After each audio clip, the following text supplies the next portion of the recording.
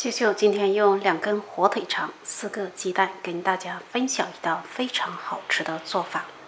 咱们先将火腿肠的外包装揭下来，找一根牙签，沿着外包装接口的地方划一道口，这样就能轻松的揭下来了。将剥好的火腿肠放在开水中焯水1分钟，将火腿肠彻底的焯软。焯软后，咱们将它夹出，放在盆中完全晾凉。趁这个时间，我们打4个鸡蛋。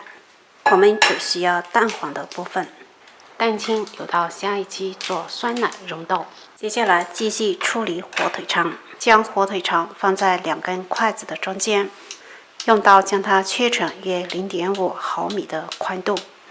有筷子的话，就不会将火腿肠切断了。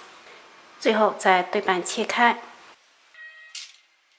火腿肠有切口的地方朝外，并将它围成一个圈，借助牙签将火腿肠固定住，像这样就可以了。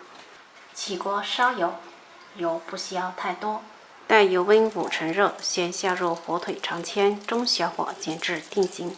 定型后，直接将蛋黄放在火腿肠圈中，继续中小火煎至底部定型后，再翻另一面。